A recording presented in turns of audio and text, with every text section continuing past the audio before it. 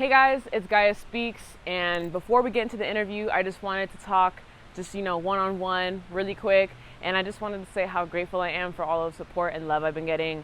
I can't believe we have, only 5 episodes up, and now our 6th one is going to be There's Nothing to Do in Vegas, when they've been going for years. They've been doing it way before I even knew what was happening in Vegas. So I'm more than grateful to be interviewing them. You're going to see like that, the different generations between Coco and I. Shout out to Cocojenkins and Art.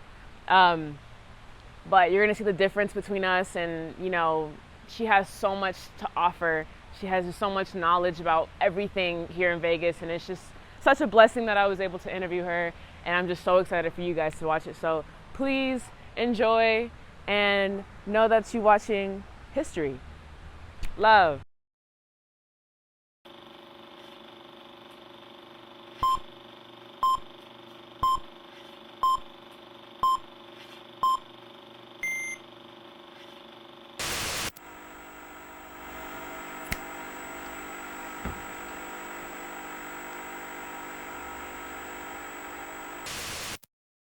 Thank you. My name is Cocojenkins. I'm a musician, I'm an educator, and I'm a connector of people. Yeah.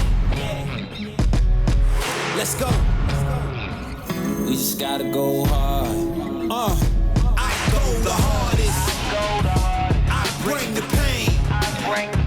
Not what you used to. It's all part of the game. Yeah, I just gotta go hard. I just gotta go hard. Go hard. Go hard. Yeah, boy. Coco! Hey guys, it is Gaia Speaks, and I am super excited for this episode. Today I have Cocojenkins, the founder of There's Nothing to Do in Las Vegas. This is legendary. I always start these off by talking about how we met, and we just met last week or 2 weeks ago. And I've heard of you forever though, because I briefly told you, because I get my hair done by AK. Shout out to Angelina. Oh, word. Dance, music, food, any kind of subculture that you're looking for, you can find it on our page. There's Nothing to Do in Vegas. She was like, Coco, she knows everybody. She's been everywhere. And I'm like, okay. And then I actually went to go see Dizzy Wright. Oh, right. Yeah, Proud to Pay on that tour. And I remember seeing you, and I was like, oh my God, Coco's here. And I didn't know you were the bassist. Oh, yeah. You just saw me, and then you saw me. Yeah, you were you were just chilling with us, in the, down here, and then once the performance was going on, you guys all went up. And I was like, what? And it all kind of came together. I'm like, okay, she really is out here for real. Yeah. And then that same week, I saw the No Scrubs, their promotion about being on the Green Room. Yeah. And I was like, oh my God, Coco's gonna be there too. And that's when I got a chance to tell you, I'm like, yo, I've been trying to meet you, and I look up to you so much, because you're doing what we're all trying to do here, Juicebox and the Vegas Creative Network. You've been done it. So that was such a legendary moment for me, and you even shouted us out, so shout out to you. Oh, yeah. So this is our first time really getting to know each other. True. So I just want to know, it's such a loaded question, but because I know I'm born and raised here too, and it really feels like that growing up. There's nothing to do in Vegas. But what made you do something about it? What made me do something about it?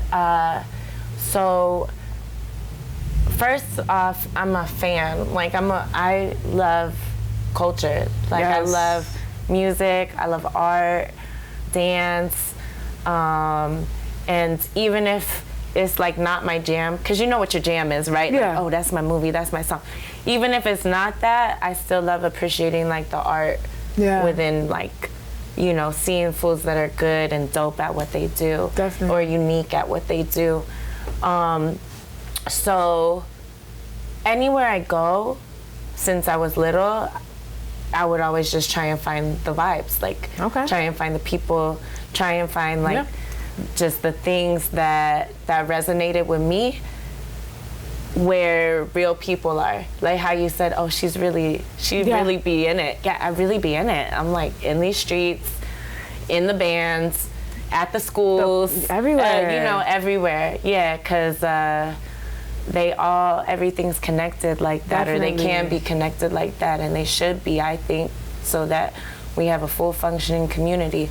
But to get back to the question, I'm also a musician. Definitely. So I started playing in a hip hop band called R&R, Rhyme and Rhythm, when I was 19. And we worked together for 8 years. And that's really how I got to know a lot of the music scene, a lot of creatives. And at that time, I saw how difficult it was. This is pre-social media too. Well, it was like MySpace era social media. So we weren't really like utilizing it in the same way that we do now. Yeah. So I was just seeing how hard it was to get the word out about things and to find things that were going on. So that's I'm gonna go live. No, yeah, please do. So when you were like doing all these things, you didn't have social media? Like, was it like a real thing? Like, there's nothing to do in Vegas? Like, was it like a company or just like an idea of like, we need to get out and do our thing? What do you mean, was it like a company? Like, you know how right now it's like, it's a website, you know what I mean? Now, like, you have like a team and you have like, you know, followers and everything. Like, back when you first were like out here doing your thing, was it just like an idea? Like, how do we get everyone to know where everything's at? So I first started on Facebook. Okay. Just listing events. Okay, I would cool. say, hey, I'm playing this show this weekend, and then here's 5 other things that I think are dope that you guys should check out. And that would just go out to my Facebook community, and people would comment and share and like. And then I went to the Philippines, which is my motherland. I went back to the Philippines. I was born in Manila. And so I went to the Philippines, and I went with my mom, and she hadn't been back since I was born. So at that time, it was like she hadn't been back for like 26 years or something like that. Yep. And so she didn't know what to do. But I'm always trying to find what to do. So I just went out. In the Philippines too? In Manila, I was just out trying to find the vibe. And I found this website called Hey Garch. And Hey Garch had all these dope things, like, and I found my people through this website, because there was like rooftop parties and reggae parties and like just the vibes. Oh, that's so cool. It was so cool, and I was like, amazing. Doug, I could do this in Vegas. Ooh. I could do this in Vegas, because I know everything that's happening. I know everything. I know the open mics. I know like the bands that are playing, all the different scenes. And so when I came back, that really inspired me to start a website. And I started this little ugly website. There's nothing to do in Vegas.com. I used, it was like an app website. It looked like Craigslist. I call it the Craigslist version of There's Nothing to Do in Vegas. It was functional, it was ugly, but it worked. Yeah. I didn't have a smartphone at that time. Wow. And I didn't have Instagram. I didn't have anything like that. And you had like a following too, right? While doing on all the these website, things? I think so. But you know, at that time, I didn't know how to use or engage with that following. It would just be people in the streets like, hey, I love your website. And I'd be like, cool. Wait, like random people? Random people. Man, see, you got it like that, man. You got motion for real. Because I would, you know, it was then, so I would have these little ugly flyers that would just say There's Nothing to Do in Vegas. And I would have them out at different shops and stuff, and that's how people found out about the website. But then, the baby daddy of There's Nothing to Do in Vegas, shouts out Art, shout out. He was like, hey, you need to put this on Instagram. I didn't have a smartphone at the time, so he had this old like burner phone, this old iPhone, you know, and it would just connect to Wi-Fi, and he set up the Instagram, and then he handed it off to me like baby daddies do. Plain, no hate, no hate. He handed it off to me. How long in this, There's Nothing to Do in Vegas, like how further were you, I'm saying this so crazy, but how far along were you when Art came in and was like, you need to do this Instagram thing? I would say I only did it maybe a year. Maybe a year. Okay, so he was really like there in the beginning too. Yeah. He was really there in the beginning. Yeah, and really planted the seed to grow it on Instagram. Yeah. And we started on Instagram, and you know, I got people. Yeah, I was there when you had, you know, less than 1,000 followers, and da da da da da. And yeah, so on Instagram, I just started posting events every day. Yeah. And back then, there wasn't as much events, but also, and I would post every flyer. I would post every single flyer, post by post by post. And that's how the page started. Yeah. Mm-hmm. So did you have like the social media down, like coming back from the Philippines? Like, were you like, I have to post every day? Like, how did that discipline come in? Because it's one thing to know where everything's at, but like also to market it is a whole business. Well, because and you still. At that time, my phone, I could only use it with Wi-Fi. So I would, you know, take an hour or two, go somewhere where there's Wi-Fi, do my posts, and then be done. Okay. Which I actually think is a cool training for me now, because I actually don't be on my phone like that, or I try not to be on my phone like that unless I'm working. Yeah.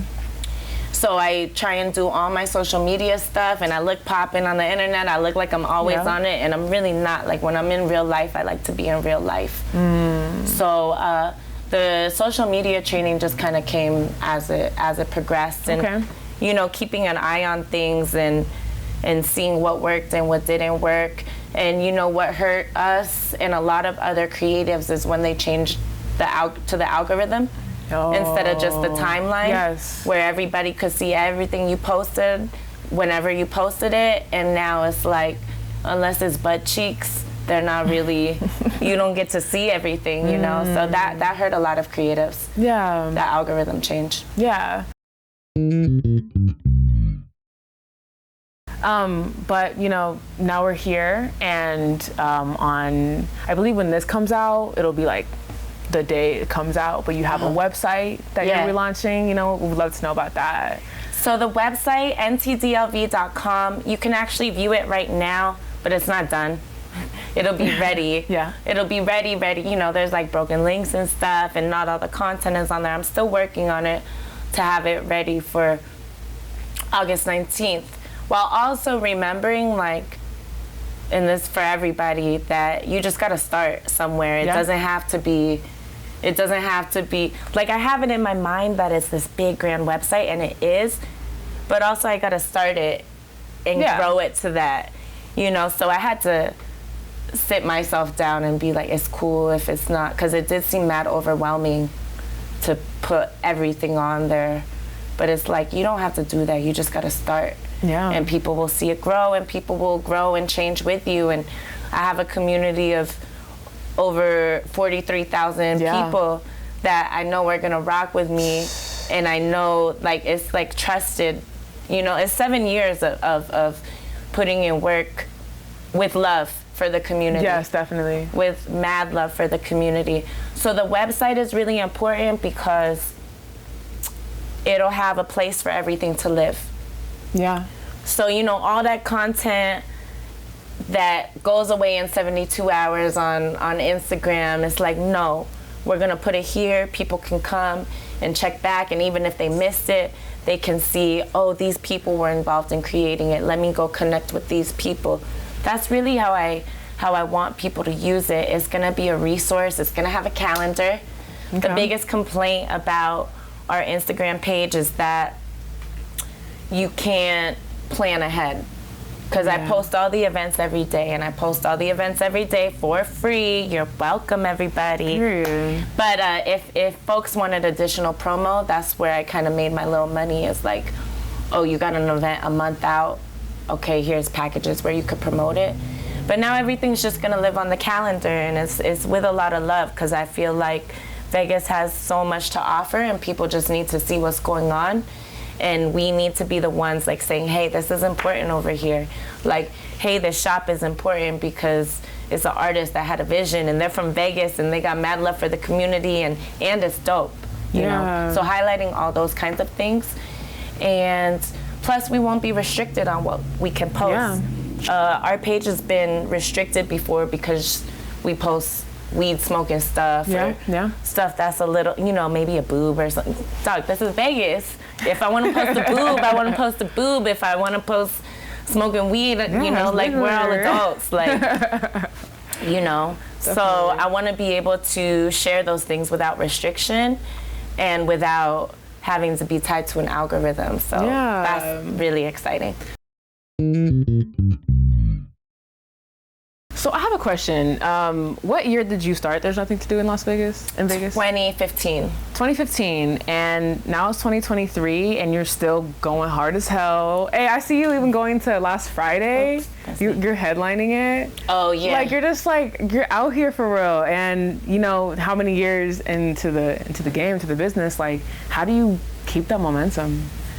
Well, I last year I quit my job, my full-time job. I was a middle school orchestra teacher for 5 years. That's so sweet. Yeah, I'm like really in the community, dog. Oh, that is so sweet. It's sweet and it's fun, and I love teaching. I didn't leave because I don't like it or the pay or any of that. That teaching actually showed me so much. I feel like that got me ready for right now. But it was just, you know, teaching takes a lot of heart, and so does everything I do, and I had to make room. So, excuse me.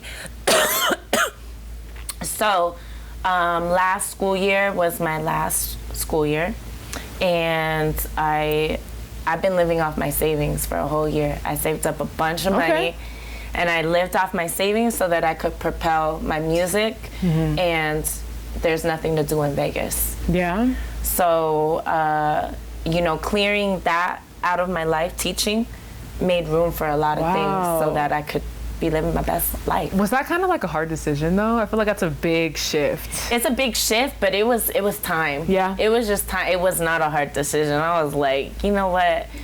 Did my 5 years, gotta go harder, because it was like Nothing to Do LV. I could live where it was, which was dope. It's successful, everybody's vibing, everybody's like, oh, thank you so much.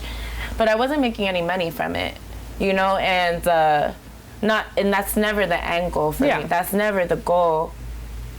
But if I want to do this full time and want to take it to the next level, then I had to let go of something. Yeah. Because I do a lot, you know, like teaching and then music and then the Instagram page, and then I had 2 boyfriends, and then I got all my friends, and you know, I had, you know, it's like it's a lot going on with me all the time, and then I got my pops, you know, everything I do is with like a lot of heart. That Leo heart is like with a lot of heart and a lot of love. So I had to make room, and it wasn't a hard decision. Yeah. But because everything I do, I'm so proud of and I love so much, that's the momentum that keeps me going. Grateful for my story. Grateful for my story. I want to ask, like, did you have like a family of musicians or like people around you for you to kind of still do your thing? Like, you know, I feel like you're so passionate about what you do, and I feel like, you know, the people around you make a difference. Right. My dad is just he's a jazz head. He's a music lover. Like, I'm a hip hop head. My dad's a jazz head. Cool. So that's where I came, and I just kept doing it. Like, sometimes I did go through like you know, we all as artists go through our doubts, and I was like, am I doing this just because I've been doing it, or is it because I love it, or is it because I'm good at it, or is, you know, like, why do I really do music? And I don't know if I've actually answered that question, but I just still keep doing it, and now I'm at a point where the music I make and the songs that I bring and the expression that I bring at this point is very unique and very Coco, and I think it's important for it to be shared because it's different and it makes people feel good. And period, point blank. I even want to like bring up, you know, No Scrubs. And honestly, like, just like your momentum just this year. I feel like, you know, like I've said before, you've been popping for a long time, but this year you've just been in so many different spaces. Are these spaces like, for example, like last Friday or Juice Box, like the green room, are these like new to you? Like, are you still getting into new spaces and seeing, because I know you're even like interested in going to my brunches and being on this show. I just know that even at 43,000 followers, there's still people who don't know there's nothing to do in Vegas. There's still people who don't know Cocojenkins. And so that never stops. Like putting yourself out there until it's like Beyonce level type. Period. To me, it doesn't stop. Like I'm still, I put out a beat tape last year. I promote that beat tape like constant. And it makes a difference, because if I put my beat tape up, cocojenkins.bandcamp.com, Coco's Krispies, on those days that I put it up, I see people listening. On the days that I don't promote it, no one's listening. You know, so it's constantly being in these streets. Like, we do cold calls. Sometimes we just walk the streets and do cold calls to businesses, because the businesses are constantly evolving, and they don't know Coco and art. They don't know there's nothing to do in Vegas. So you still have to be on it like that. And you still do that. Still do cold calls. I still do that because people don't know us, and they need our help, and we need their help. Do you feel like you would ever expand outside of Vegas? You know, there's been a couple different talks of that with a couple different cities, and I'm not opposed, especially now that I stopped teaching, so that I can kind of manage those things.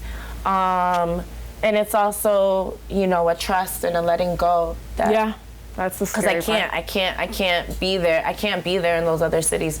So I gotta trust that the Coco of the IE is gonna be repping nothing to do, you know, how they rep it. But also let it go and let them build, you know, their community, because they know the community. So it's like it's that I'm still working on. I get that. Honestly, like, I told you I'm born and raised here, and I love Las Vegas, and I will always like rep it here. And a lot of people don't like it because they'll say like there's not a lot to do here, right? You know, and we both know other stuff every day. You literally promote every single day, and so I just kind of want to give you like that, I don't know, like that credit, because I feel like there's nothing to do in Vegas. Like, in my head, I'm like, Vegas is the perfect place to do it in. Vegas has been and still is, I feel like, such a blank canvas.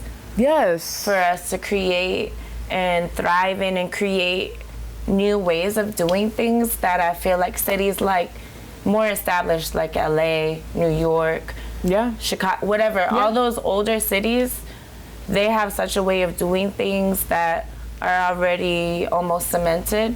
And since we're still such a young city, literally, we're one of the newest cities, you know, in the United States, that we have the opportunity to set things up how we want to set things up. Wow. And we don't have to, it doesn't have to be, you know, people dogging each other out or competing. No, it's like the sun shines for everybody. So let's let that happen, and let's work together, and let's find ways to align that helps everybody. And now it's becoming less of a blank canvas because more and more people are coming in, but we're still in the infancy, dog. Can I ask you, like, do you find like there to be a big difference in how it was when you first started it? There's nothing to do, than how it is now? Wow. I was gonna say I can't even answer that question, but let me just take a step outside. No, it is a question. I know it's pretty. And if in a way, if I can help you out, like, just for me, because like I said, I'm just coming up in this like art world, and it is super cool. Like I find it to be like, you know, easier to find stuff, but I'm sure it was just different back then. You know, like now, like, again, cannabis is legal, right? Just like one big thing that you can start promoting now, right? Stuff like that. So I'm sure there are different like changes, but I just want to see like from your perspective of like what it looked like when you first started? I would say the difference is in the paper promo, like the paper type promo. We was really in these streets. I was really in these streets, like looking at posts or looking at, the spot was the Human Experience at the Beat Cafe. Okay. That was on 6th and Las Vegas Boulevard, right where Eureka is. Yeah. Oh, I'm excited to hear this. Oh my God. So that was, to me, that was the hub of everything. Shout out like Miss Joy and Doo-Wop and Misty and everybody that held space at Human Experience open mic every Monday night at the Beat Cafe for years. And that was one of those spots that had a bulletin board. We don't have no bulletin boards. That's kind of how I see there's nothing to do in Vegas, as one giant bulletin board for the city. But back then you have a bulletin board and you would see people posting things. And that's where I found a lot of information, a lot about what was going on. And you really just had to be out there in the streets, like paying attention. Yeah. That's it, just paying attention. Now, with social media, the magazines, they had a zine library right there in the in the Beat Cafe. You know, people just, you remember zines? No. Damn. No, talk to me. Okay, zines are like mid 90s, late 90s way of sharing subculture from all over, you know, and people would make these little magazines on very specific subcultures, let's say like skateboarding or alien art or comics or whatever.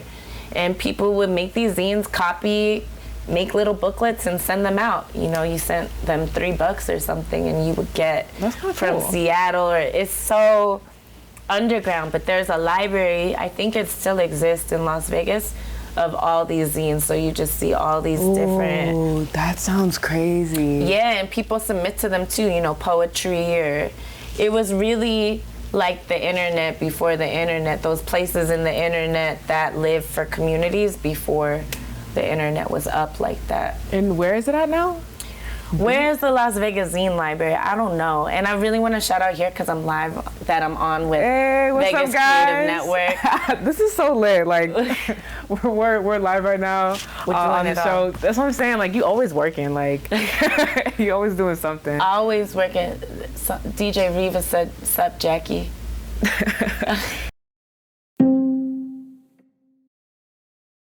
What does your day-to-day look like? My day-to-day brings zines back. Oh, and Asia says, Asia Jade says, what up? What's up, Asia Jade? I'm going through these comments right now. But my day-to-day is very blessed because I wake up. My favorite part about what I do now is I wake up with no alarm clock. Wow. That's like my greatest accomplishment. That's a flex. I feel like. That's a flex. Yeah.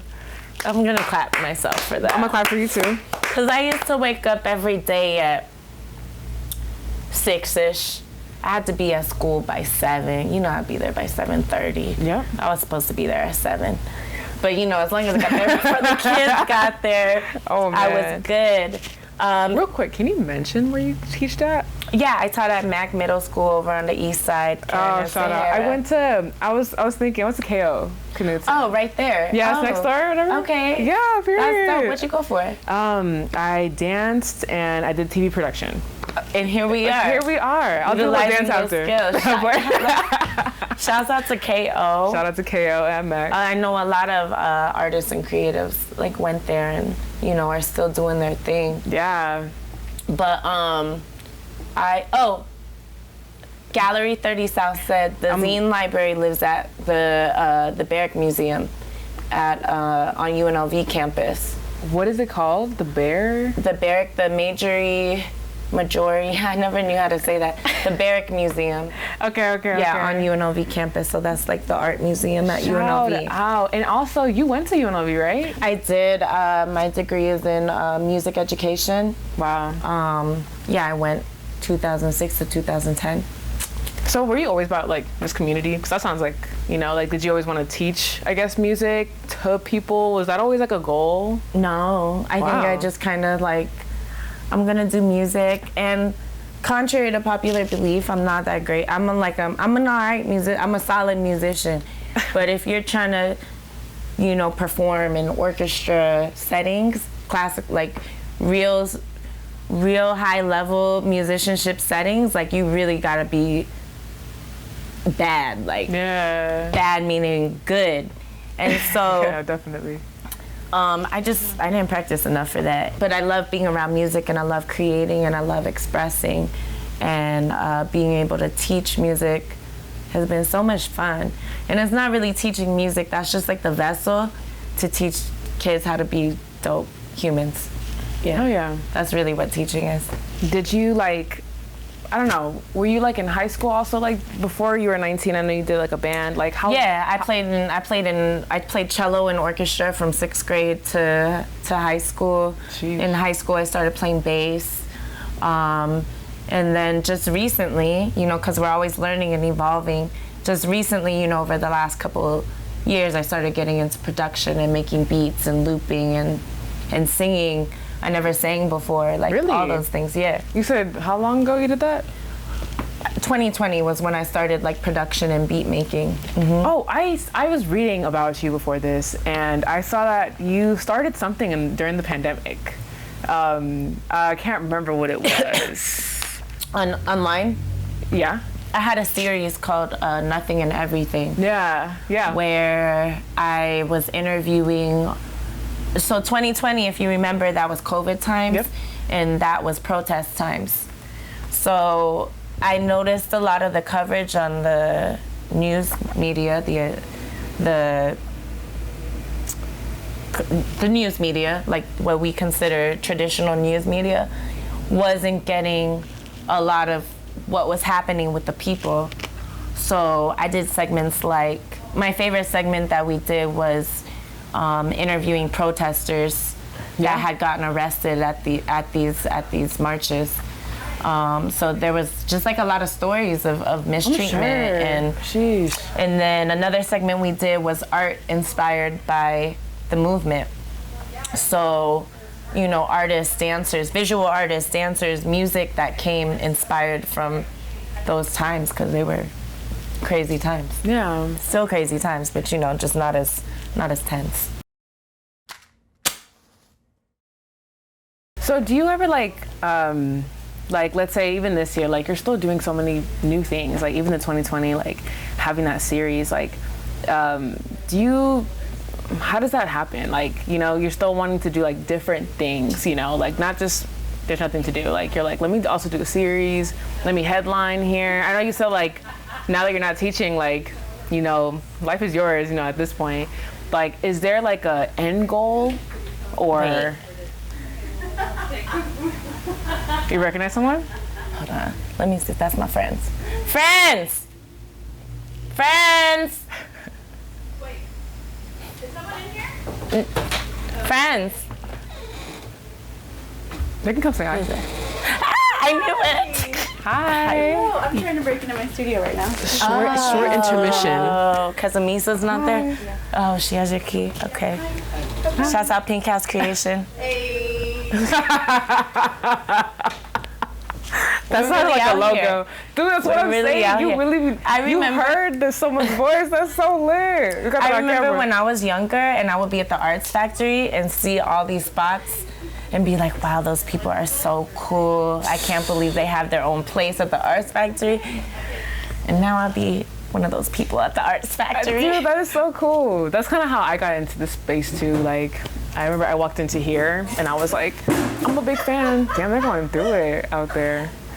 But I walked in and I was like, I'm a big fan of you guys. Like, I think y'all are so cool, like, for even having a place here. So that's fun. I think the Arts Factory is like legendary in a sense. Oh, you know a million percent. Arts Factory is legendary, and shouts out to all the people who have been here and like set up the culture for us to exist like this. And we got to make sure spaces like this are honored and recognized and kept true to what they're supposed to be, so that it doesn't turn into the beer district or whatever they're trying to tell us. Yeah.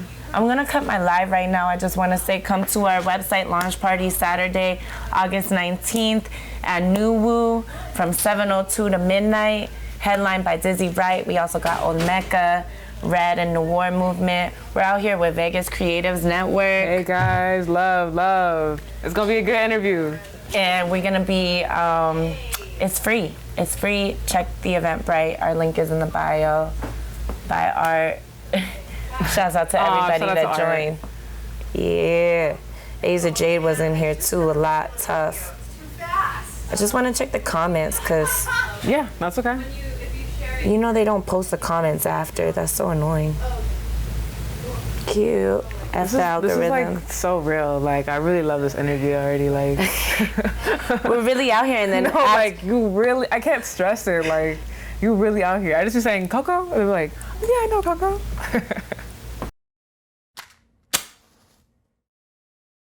Do you have any plans on ever creating like a place? You know, a brick and mortar. Yeah. I never did, but I'm not opposed. Okay. And that's how like most things I am. I'm like, I'm open to whatever happens without necessarily taking the initiative. Yeah. Even though obviously I do take initiative. It's like a balance of taking initiative and like, excuse me. You're okay. Of waiting for things to align properly. Yeah. That's cool. Have you always been like, is it like a spiritual thing? But like, you know, it'll always work out in the end? Yeah, I do think that you have to have trust in source and creator to know that you'll be fine. Yeah. And self, it's like self, source, creator, all in one, holy trinity. You got to, because it's like I never thought twice about separating from my job, because I looked at my bank account, it was fat. I looked at my surroundings and my community, and I know they got my back. Yes. So, may I ask you, how does that feel to have like a really like a real organic community? It's not just followers. Like these people really know who you are. It's so rewarding, especially while I'm pulling this event together and while I'm making this website and creating all these things that I'm trying to do. Like I'll tell you about the Key to Vegas and our Patreon in a second. Okay. But to just be able to hit people up and ask for something and people are more than down, it feels so good. Like that's really the work that I've been doing. Is my biggest currency is my relationships. Yeah. My relationships with people, the trust in me and what I bring to the table, and the ability to hit fools up, and they're more than willing. Yeah. Yeah. It's dope from business owners, from, you know, everyday people, it's just the way things came together for the event was very like that, because I'm living off my savings, you know, and I'm working on all the business parts and getting the business loans and getting all those kinds of things, but those aren't natural to me. What's natural to me is that I've been able to just build with people, and they've been able to happily and readily provide everything in the event that we're doing. Everyone's providing everything for free. I'm just paying people for their time and energy, which is also very important to me, because I didn't want to move forward asking people for favors for their time. I agree. Because time is such a valuable resource. So all the parts of it, you know, people are bringing in, you know, cars for the car show. They're bringing in a skate ramp. They're bringing in a quarter pipe. They're bringing in lighting.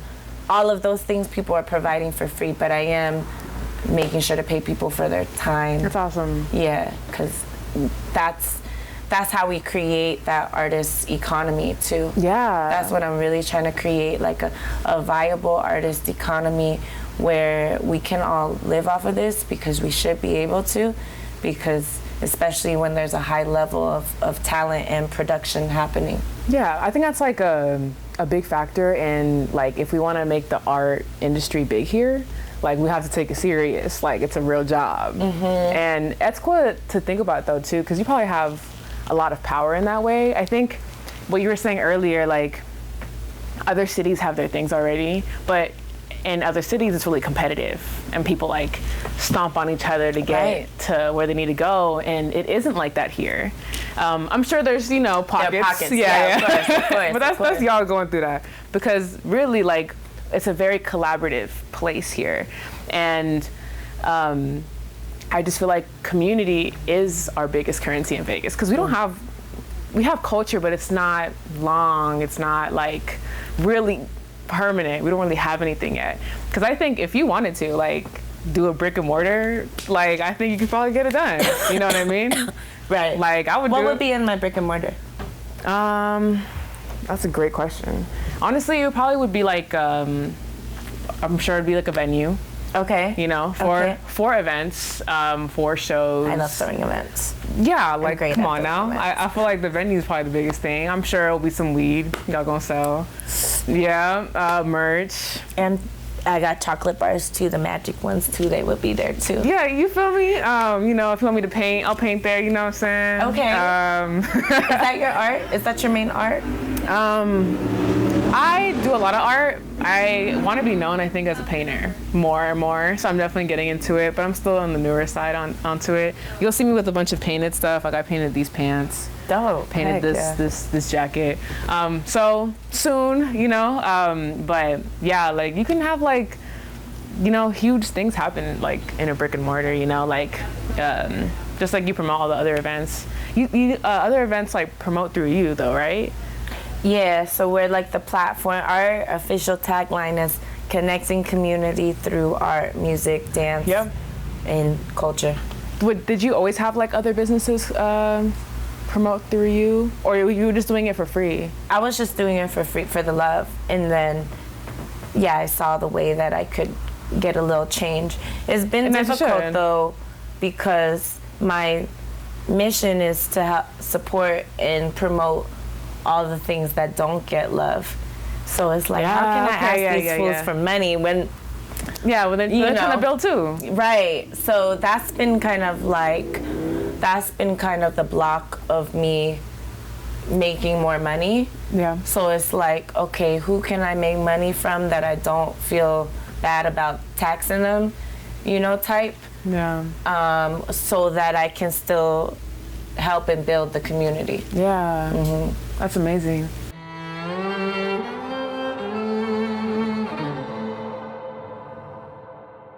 We are kind of heading to the end of the interview. Dope. And of course, I'm gonna let you say whatever you want to say, but I always have to just like show my gratitude. You know, like, I love Vegas and I love people who, you know, show love through different things, and like, you know, you just showing events to people who need love. And I think you even shared my brunch flyer before we even met. You know? Yeah, and I was like, man, what? Like, I didn't even know it was on here. And that's huge. Like, you're super in the community. You're just super in the scene. And that's huge. Like, even when you hit me up and say, want to do an interview, I'm like, man, what? I mean, I was bragging to everyone. So that's cool. That's really love. Like, I'm really grateful that you came on here. I always love to ask too, like, you know, for someone like me, I just started this in April, you know, you've been doing it 2015. Like, is there like any advice you would give to people like wanting to get into just community through art, music, and also any lasting remarks as well? My biggest advice for success, to be successful, is to make sure you're having fun. Yeah.